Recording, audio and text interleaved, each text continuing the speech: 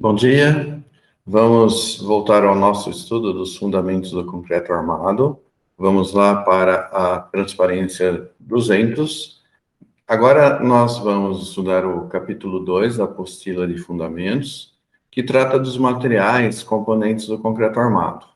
Nós vamos dar ênfase, ou vamos estudar, dois materiais, dois mais importantes aí que compõem o concreto armado. O concreto e os aços para armadura passiva. Vamos iniciar com o concreto. Como nós já comentamos com vocês desde lá do início, quando estávamos comentando sobre a principal norma, aquela que trata do projeto de estruturas de concreto armado protegido, que é a NBR 6118, do ano de 2014, ela aplica-se a estruturas com concretos normais, com massa específica seca maior que 2.000 quilogramas por metro cúbico, não excedendo 2.800, e do grupo 1 de resistência, que vai do concreto C20 ao concreto C50, e do grupo 2 de resistência, que é do concreto C55 ao C90. Essa classificação consta da NBR 8953.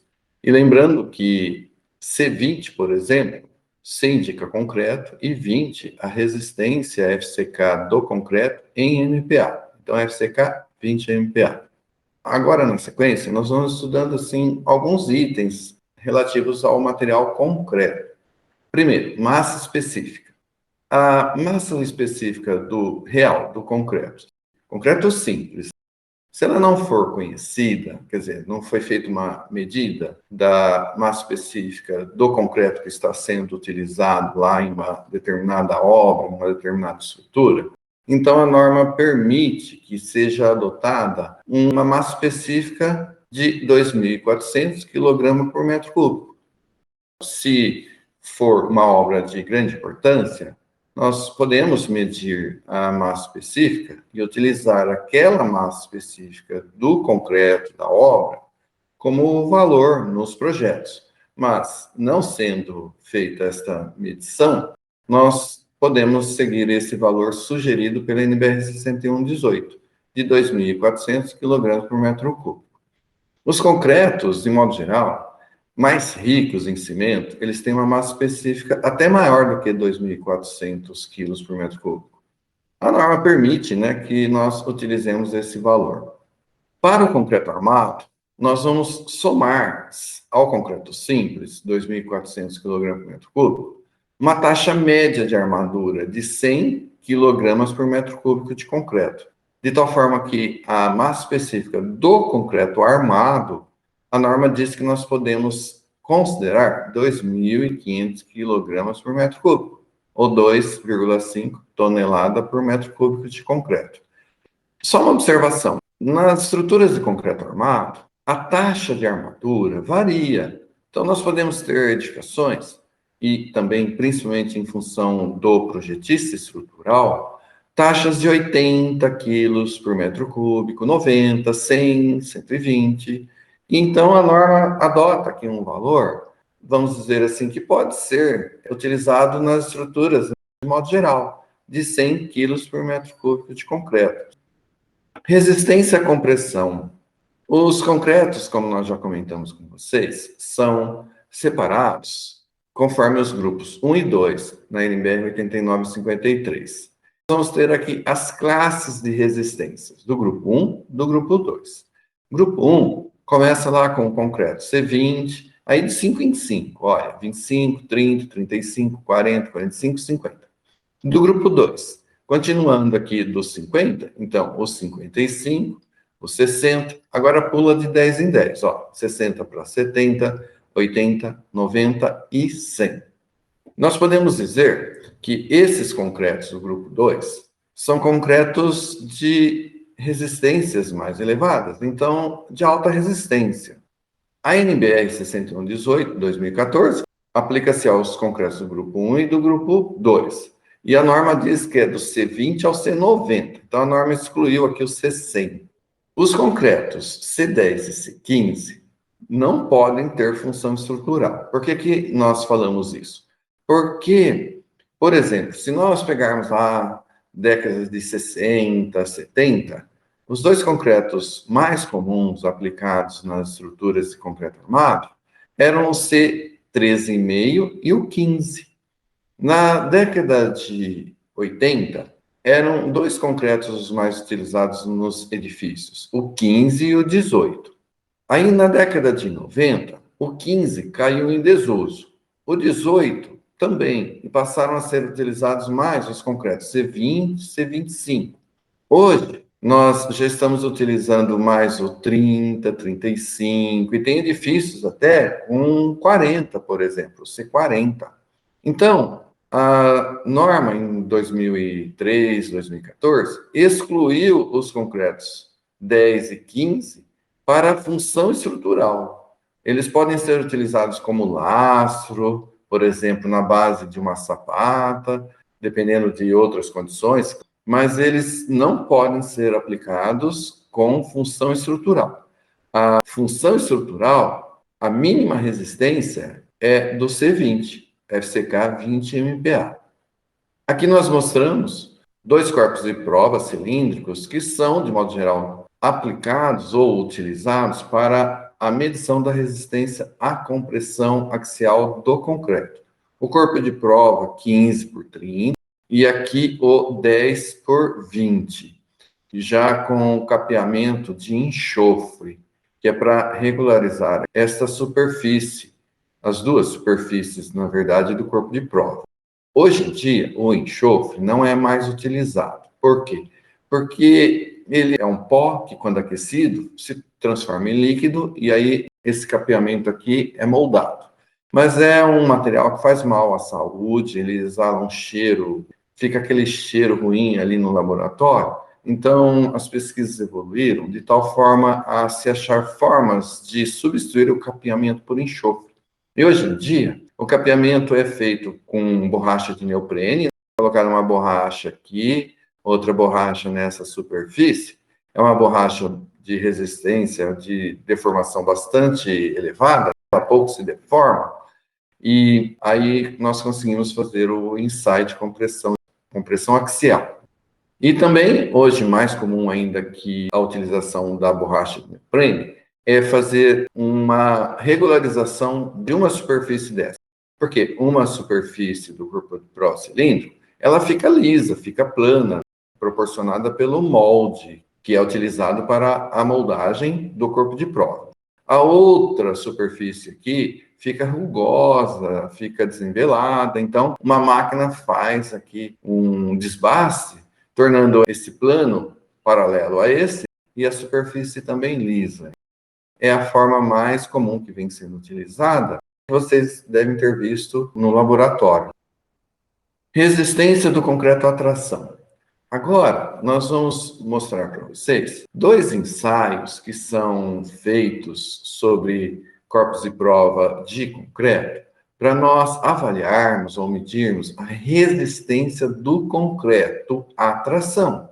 Nós temos a comentar o seguinte: temos a resistência do concreto à tração direta e indireta. Dois ensaios que eu vou mostrar nesse slide, no próximo, é resistência à tração indireta. E eu vou explicar por que indireta.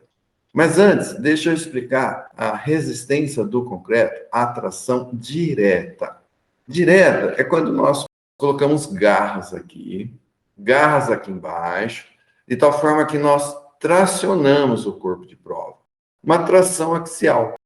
Dessa forma, nós vamos medir a resistência do concreto à tração direta. Essa medição de resistência à tração direta é mais difícil de fazer, tem que ter a máquina universal, tem que ter os dispositivos para fixação do corpo de prova, de modo que esses ensaios de tração direta, eles são feitos em institutos de pesquisa, nas universidades, para pesquisas. Quando é para a aplicação do concreto lá em uma edificação, quando é para projeto da estrutura, nós fazemos um ensaio chamado de tração indireta. E, por meio da resistência do concreto à tração indireta A norma nos fornece fórmulas para que nós possamos estimar a resistência do concreto à tração direta, sem a necessidade de fazer um ensaio real lá no laboratório, tá? Então, são dois os ensaios mais comuns para a determinação da resistência do concreto à tração indireta. E esse que está mostrado aqui é aquele que vocês viram lá em materiais de construção civil 1, que é o de compressão diametral, onde nós pegamos aqui o corpo de prova cilíndrico, colocamos ele deitado na prensa, como eu mostrei aqui, ó, nesse dispositivo metálico. Estão vendo aqui, é um corpo de prova esse, o 15 por 30. Ele deitado nesse dispositivo. Aí nós colocamos esse dispositivo lá na prensa e ele tem apoiado aqui, né, nessa base. Aqui a máquina, a prensa, aplica uma força de compressão ao longo de todo o comprimento do corpo de prova cilíndrico deitado. Então, na direção radial do corpo de prova e de forma uniforme, proporcionada por esta peça metálica. Corpo de prova, então, deitado, tá vendo? Simbolizado aqui pela força F. Quando nós aplicamos essa força de compressão no corpo de prova ao longo do seu comprimento, não dá para ver muito bem aqui, mas na apostila está melhor o desenho. Nós aplicamos a tensão de compressão sigma 2, que é essa daqui, ó. Mas, devido à aplicação da força que comprime o concreto, surgem também tensões de tração sigma 1 na direção aqui, então, horizontal, perpendicular a sigma 2. É esse diagrama.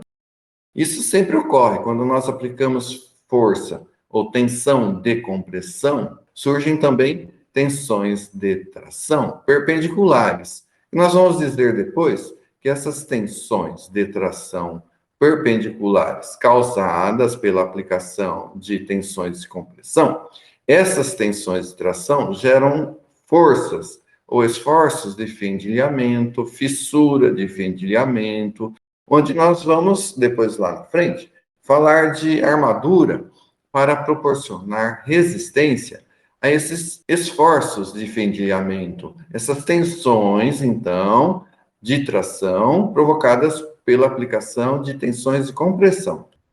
Com o valor da força F, que está aqui na equação, ó, 2F dividido por π vezes o diâmetro do corpo de prova e o comprimento H, determinamos a resistência do concreto à tração indireta por compressão diametral.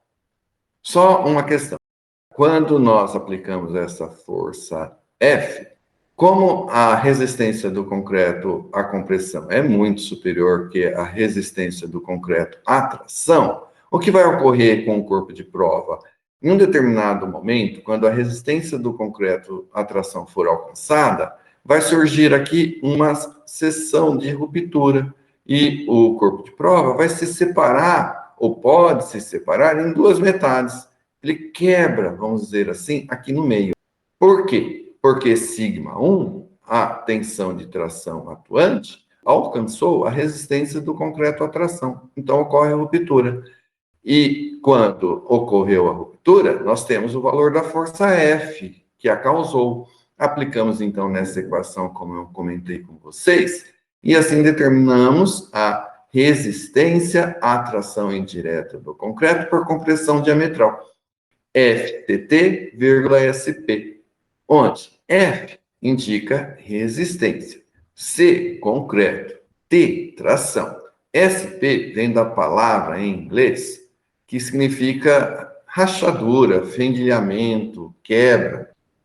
Agora, uma outra forma de nós avaliarmos a resistência do concreto à tração indireta, que é um ensaio chamado de tração na flexão, onde nós vamos pegar uma viga prismática, olha ela aqui no ensaio, 15 por 15 de seção transversal, embora tenha norma que admite 10 por 10, esse comprimento aqui varia também. Aqui nesse ensaio eu fiz com 50 centímetros de comprimento, o vão de 45. há uma variação aí de configuração da seção transversal da viga prismática e do vão aqui no ensaio, mas o objetivo é o mesmo, determinar a resistência do concreto à tração na flexão. Por que flexão? Porque é um ensaio de flexão simples. Nós aplicamos duas forças aqui, olha, nos terços do vão, podem ver, ó, 60 dividido por 3, então 20, 20, 20, por isso que se diz também ensaio com forças aplicadas nos terços do vão, e aplicamos a força que vai fazer o corpo de prova romper. E vejam, as tensões normais, tensões de compressão acima da linha neutra, tensões de tração abaixo da linha neutra. Então, quando a resistência do concreto à tração for alcançada, vai surgir aqui uma fissura, começa aqui na fibra inferior, que é onde ocorre a máxima tensão de tração, e essa fissura, questão assim de milésimos de segundo, ela se propaga aqui para cima e o corpo de prova quebra, ou melhor dizendo, tecnicamente, ele rompe ou alcança a ruptura. E tendo o valor da força P, que corresponde ao instante da ruptura dessa viga, colocando nessa equação, P vezes o vão L, dividido por B e H ao quadrado, nós determinamos FTT,F, resistência do concreto à tração por flexão, ou na flexão. Esta resistência é muito importante quando nós vamos fazer um projeto onde as tensões de tração que ocorrem são devidas a momentos vetores. Por exemplo, em vigas, em pisos, pavimentos. Aqui mostra a viga, como eu já comentei com vocês. Vejam aqui um apoio, outro apoio, e esses dois cutelos aplicam as forças P nos terços do vão. Aí vem assim, olha, como fazer um ensaio de tração direta exige uma máquina universal, então a norma permite nós fazermos uma estimativa da resistência do concreto à tração direta em função dos ensaios ou dos resultados de tração indireta, FCT, resistência do concreto à tração direta.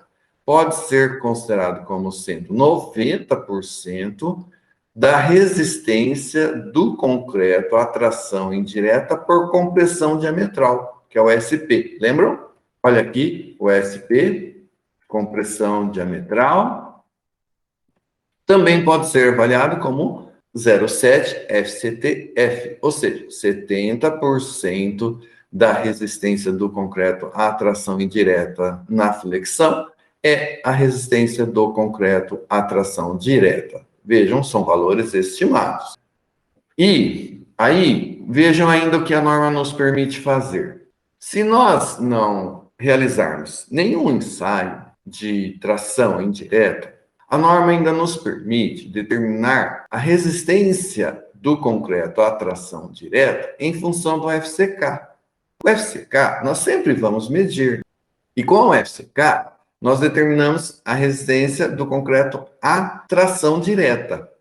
É lógico que em obras de grande importância e responsabilidade, nós vamos fazer os ensaios e vamos determinar a resistência média à tração direta de forma mais realística.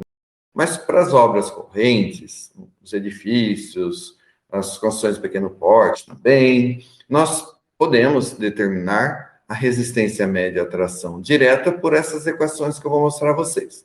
Então, veja, é um valor médio, FCTM, 0,3 vezes raiz cúbica do FCK ao quadrado. Essa fórmula para os concretos do grupo 1, até, por exemplo, o C50, tá? Do C20 ao C50.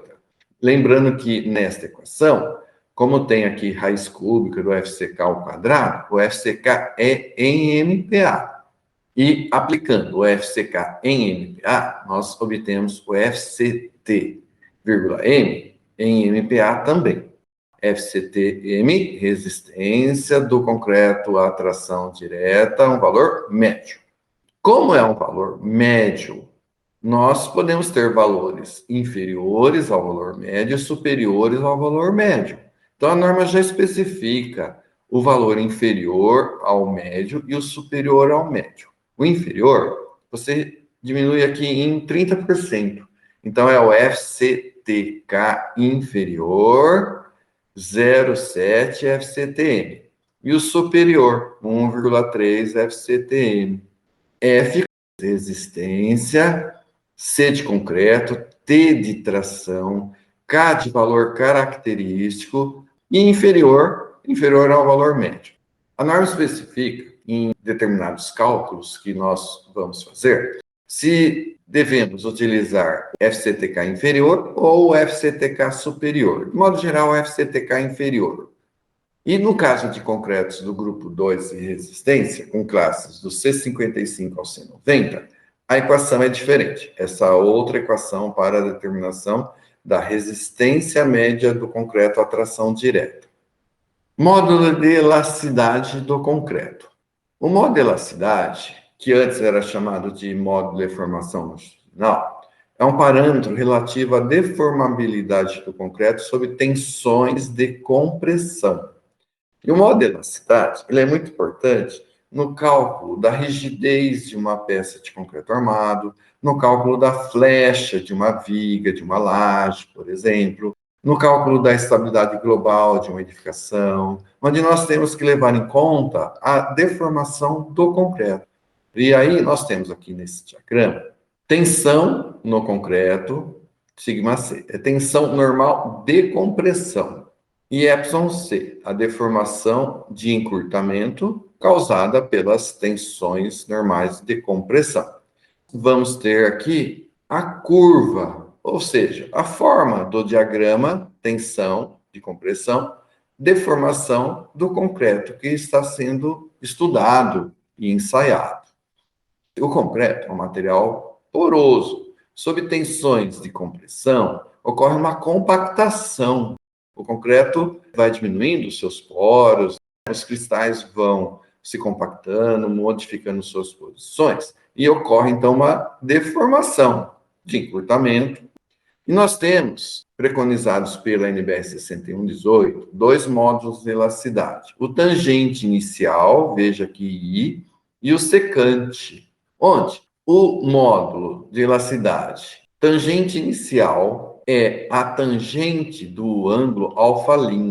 Olhem aqui o ângulo alfa'. O que é esse ângulo? Nós traçamos uma reta tangente à curva tensão-deformação na origem, e aí determinamos o ângulo alfa'. De modo que, repetindo, tangente de alfa' é o módulo de elasticidade tangente inicial do concreto. O secante, nós colocamos um ponto A em uma posição da curva tensão-deformação. Temos esta reta secante à curva, passa pelo ponto que escolhemos, em uma determinada tensão que nós escolhemos, tensão de compressão. A secante, o ângulo alfa duas linhas, tangente de alfa duas linhas, é o módulo de elasticidade secante do concreto. Aqui mostra um ensaio de determinação do módulo de elasticidade do concreto.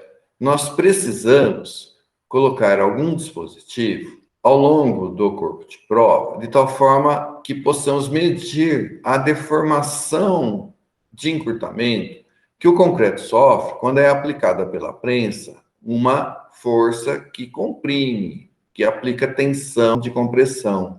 E esses dois dispositivos medem a deformação. Temos a força aplicada, podemos então determinar esta curva tensão-deformação. E, consequentemente, os módulos de elasticidade. Existe uma norma que preconiza, mostra como é que nós devemos fazer esse ensaio para determinar os módulos de elasticidade. Na falta de resultados de ensaios, nós não fazendo esse ensaio aqui, nós podemos determinar ou estimar os módulos da cidade conforme a NBR 6118. Para FCK, de 20 a 50 MPa, ou seja, os concretos do grupo 1 de resistência. O módulo de elasticidade tangente inicial é o alfa-E vezes 5.600, raiz do FCK. O FCK, nós, de modo geral, conhecemos. Com o FCK, podemos determinar o modo de elasticidade tangente inicial, conhecendo o alfa-E. O que é o alfa-E? O alfa-E foi introduzido pela NBS 6118 em 2003. Por quê? O agregado graúdo, a pedra, exerce uma forte influência sobre o modo de elasticidade do concreto, de modo que, em função da rocha, basalto e diabásio, alfa-E 1,2. Granito e gneiss, o alfa-E 1. 0,9 para calcário e 0,7 para rocha arenítica. O FCK em MPa aqui na raiz quadrada e obtemos o modo de elasticidade tangente inicial em MPa.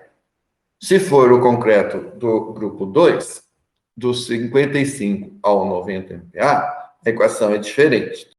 Eu não coloquei aqui, vejam na apostila, o módulo de elasticidade secante. Diagrama tensão deformação do concreto à compressão. Vamos direto ao diagrama. Esse diagrama para os concretos do grupo 1 de resistência, então do C20 ao C50. Está aqui o diagrama, tensão, sigma C, tensão normal, decompressão no concreto. Deformação epsilon C, não é EC, não, é epsilon C. Deformação de encurtamento no concreto, causada pela tensão normal de compressão. Do grupo 2 está aqui, é quase igual. Para o dimensionamento de seções transversais e peças de concreto armado no estado limite último, o estado limite último nós vamos ainda estudar, mas eu já posso adiantar a vocês que o estado limite último corresponde à ruína, tá? A ruptura da peça. Imagine um instante em que a peça alcança a ruptura, é o estado limite último. O dimensionamento de seções transversais e peças de concreto armado no estado limite último deve ser utilizado o diagrama tensão, deformação, a compressão, composto por uma parábola do segundo grau e de uma reta entre as deformações de 2 por 1000 e 3,5 por 1000, que são deformações de encurtamento. Esses valores, 2 e 3,5 por 1000, para os concretos do grupo 1 de resistência.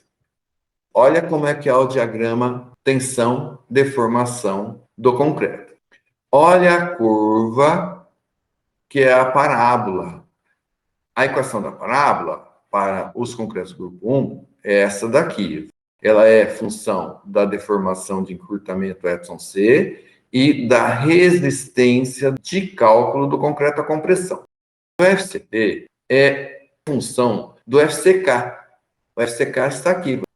Então, aqui tem a parábola do segundo grau, o vértice da parábola é aqui nesse ponto, correspondente à deformação de encurtamento 2 por 1000 para os concretos do grupo 1.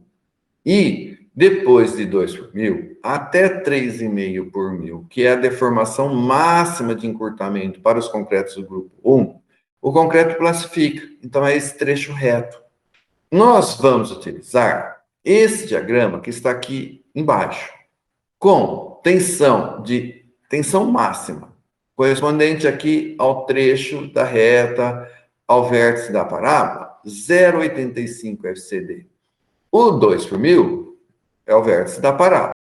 Vejam que para os concretos do grupo 2, o que vai mudar?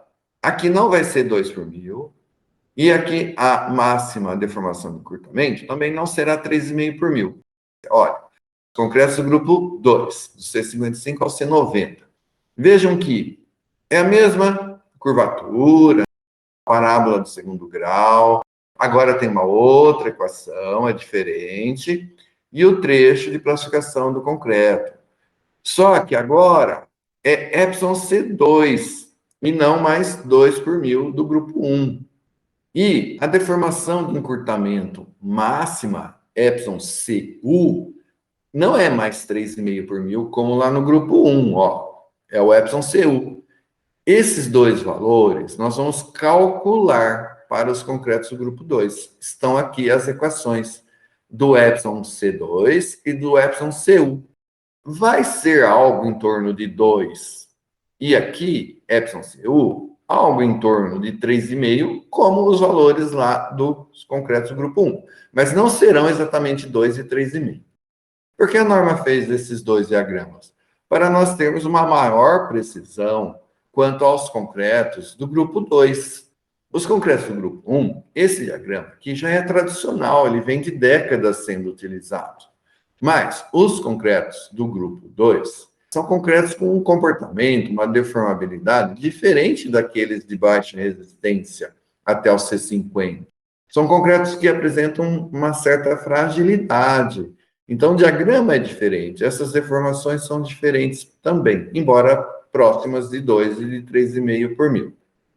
Agora, nessa transparência, nós mostramos para os concretos do grupo 1 por que o vértice da parábola, ou seja, a tensão máxima de compressão no concreto, o FCK ou o 0,85 FCD, ocorre com 2 por mil. Por que 2? Está aqui a explicação. Nós temos aqui dois diagramas.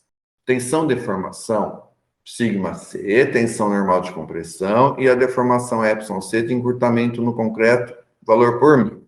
Dois ensaios, o A e o B. No A, ele foi obtido com a velocidade de deformação constante. O que significa isso? Nós, quando fazemos o ensaio lá na máquina, tem que ser uma máquina universal, capaz de aplicar uma deformação constante durante o ensaio.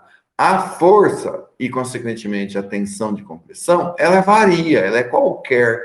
Nós mantemos a deformação constante no ensaio. E assim nós conseguimos obter toda a trajetória, todo o comportamento do concreto ao longo do ensaio, até que ele rompe finalmente com uma tensão inferior à máxima. Vejam aqui que essas curvas correspondem a concretos de diferentes resistências, por exemplo, 18 MPa, 25, 38, 50. E esses ensaios, esses resultados são reais, de um livro do professor Hirsch. Que nós observamos que a tensão máxima, veja, aqui, esse ponto, esse, ocorrem com deformação entre 2 e 3 por mil.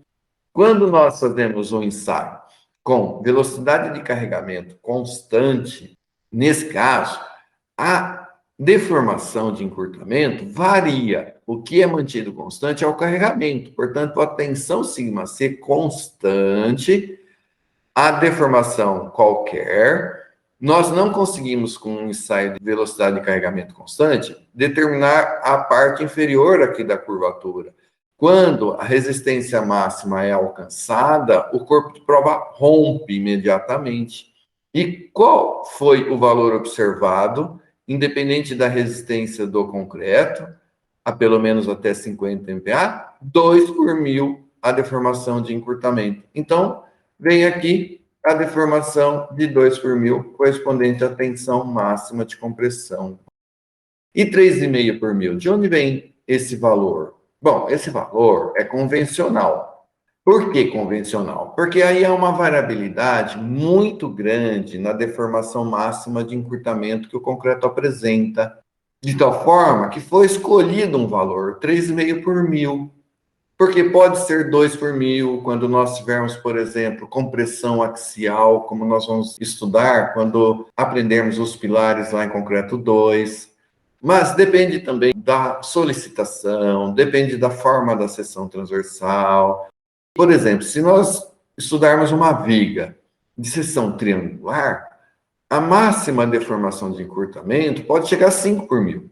Então, as normas mundiais padronizaram em 3,5 por mil. No Brasil, na Europa, nos Estados Unidos, eles padronizaram em 3 por mil. Continuando a ler aqui, olha, a deformação última de 3,5 por mil indica que nas fibras mais comprimidas, a máxima deformação de encurtamento que o concreto pode ter é de 3,5 milímetros em cada metro de extensão da peça.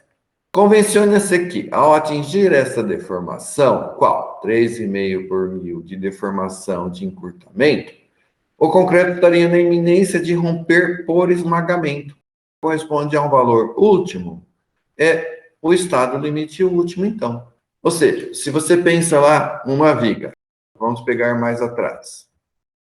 Você está com uma viga de concreto armado, tem armadura, ela não vai romper, né? Quando for alcançada a resistência do concreto à tração. A armadura vai atuar como ponto de transferência de tensão, como eu já expliquei para vocês, e a viga vai continuar tendo capacidade de suporte.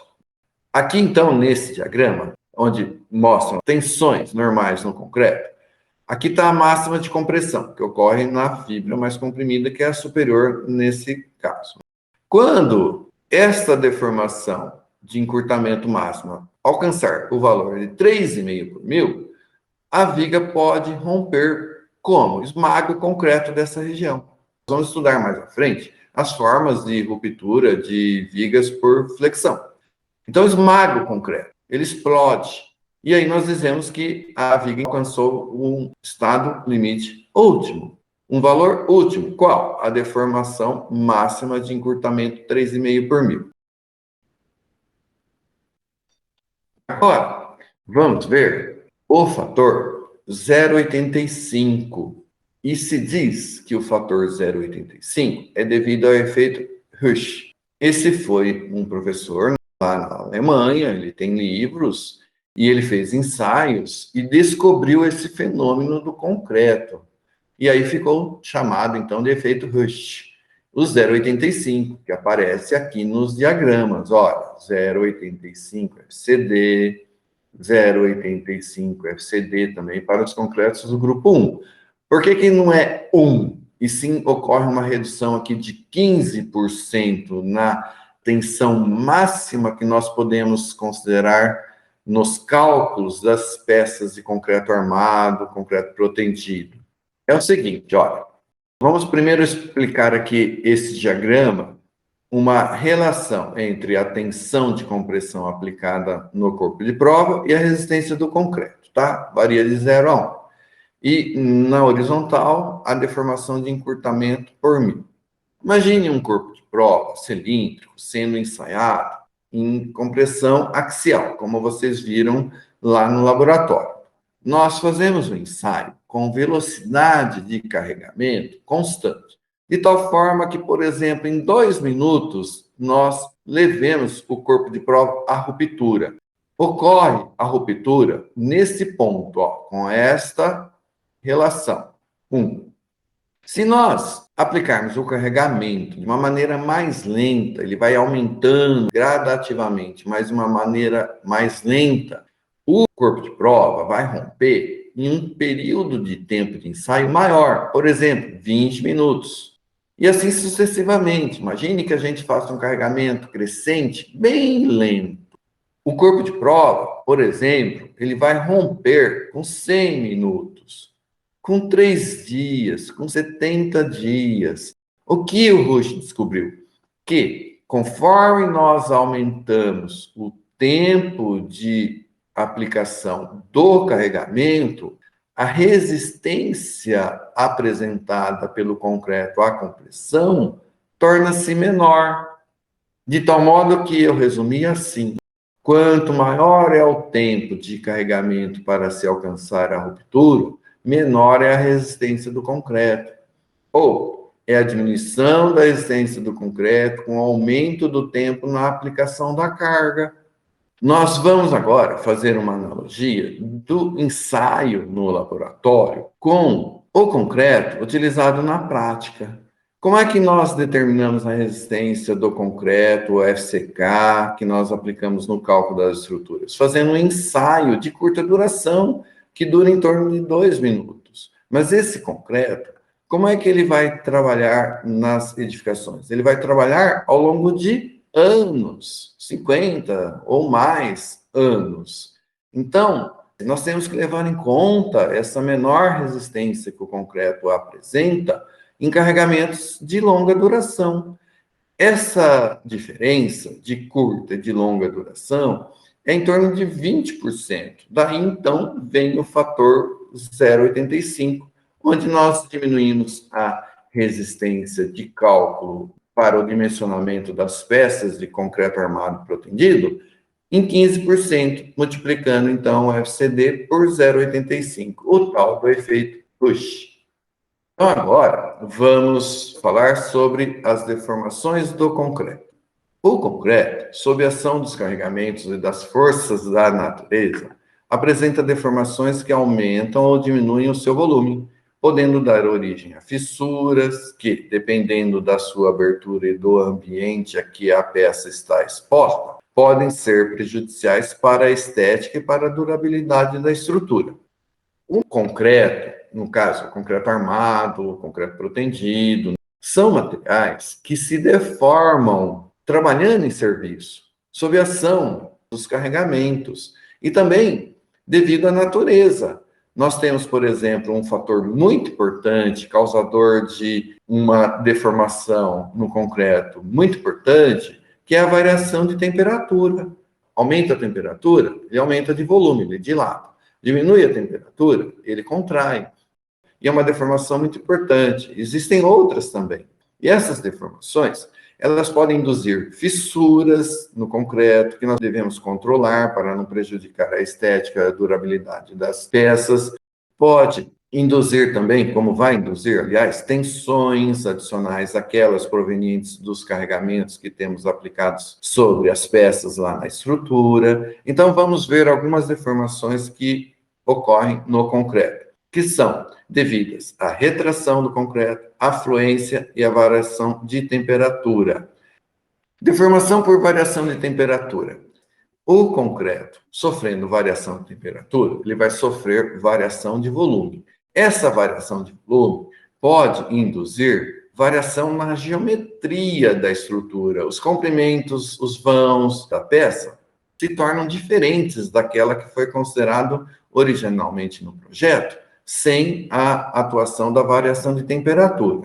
A variação geométrica da estrutura induz a esforços solicitantes adicionais àqueles provenientes dos carregamentos das ações que atuam nas estruturas.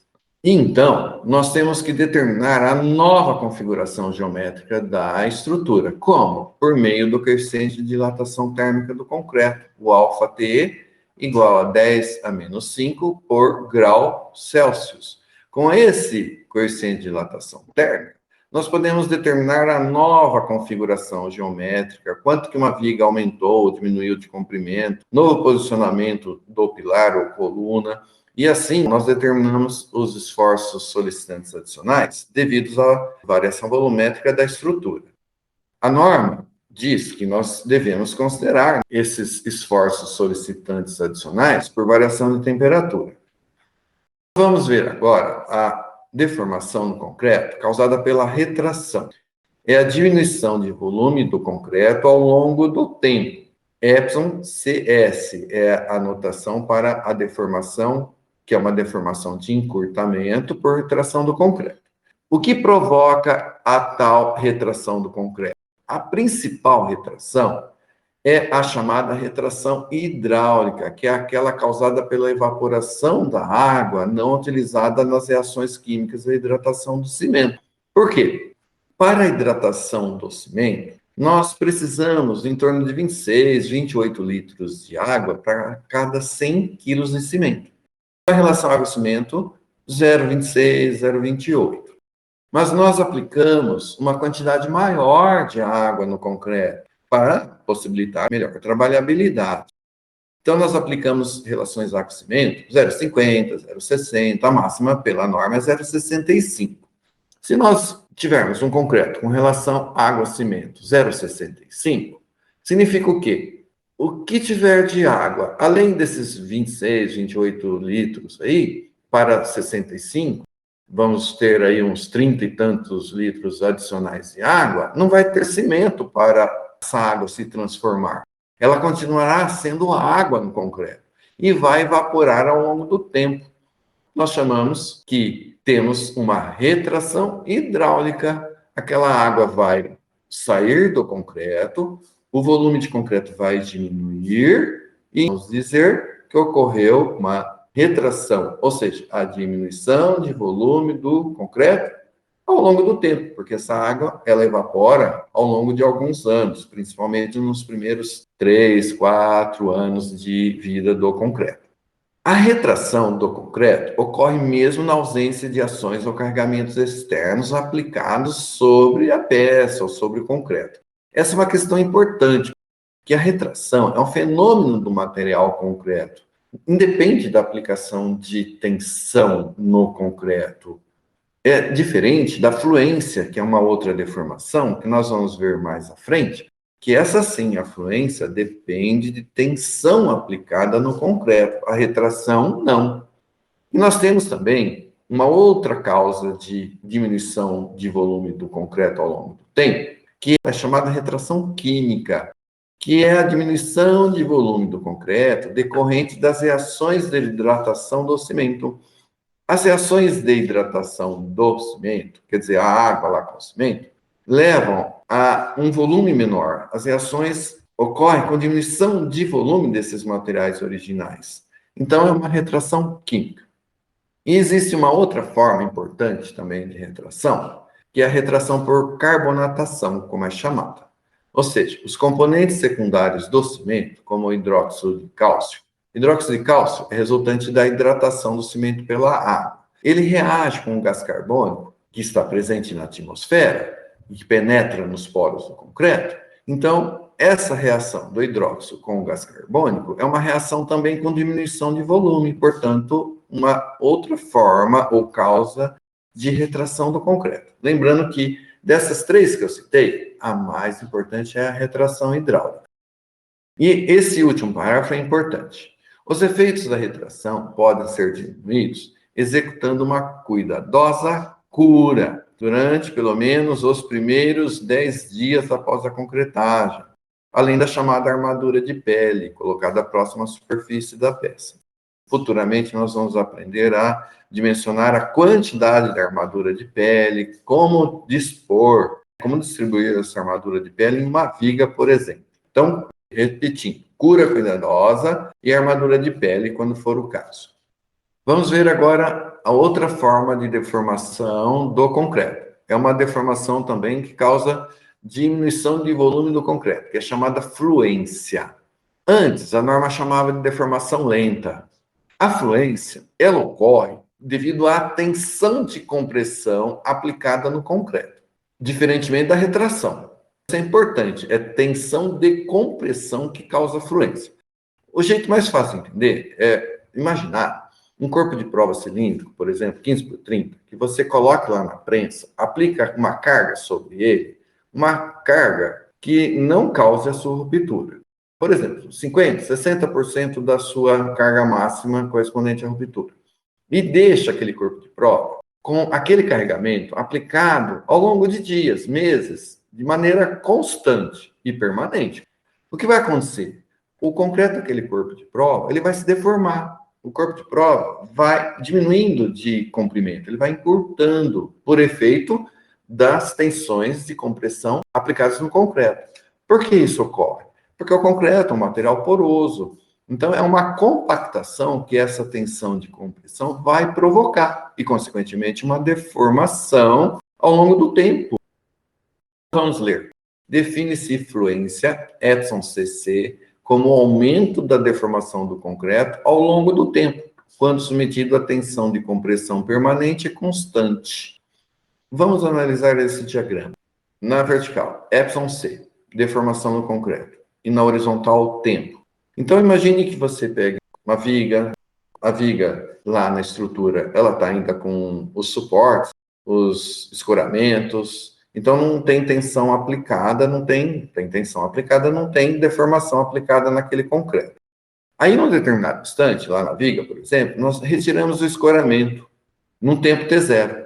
O que ocorre? Ocorre uma deformação inicial no concreto, que nós chamamos Epson CI, deformação imediata. É aquela que ocorre imediatamente ao instante da aplicação do carregamento. Então, quando a gente retira, por exemplo, o escoramento de uma viga, quando o corpo de prova numa prensa, ele recebe lá a primeira carga, e aí o que acontece? Nós deixamos aquele corpo de prova lá na prensa com a tensão aplicada ao longo do tempo, de maneira constante. A viga, ela também vai continuar trabalhando lá na estrutura, sem o escoramento ao longo do tempo, vai receber novos carregamentos que vão aumentar a tensão de compressão. O que acontece? O concreto vai sofrendo deformação ao longo do tempo. Essa deformação ao longo do tempo nós chamamos de fluência, o Epson CC. Então, é aquela deformação que ocorre após a deformação imediata e ao longo do tempo. Essa deformação, fluência ao longo do tempo, ela alcança o valor máximo, em torno de 5, 6 anos, de modo geral. E nós dizemos que a máxima é o epsilon cc no infinito. De tal forma que, qual é a deformação no concreto depois de anos e anos? Vai ser imediata, mais aquela por fluência, ao longo do tempo infinito. Vamos fazer a leitura.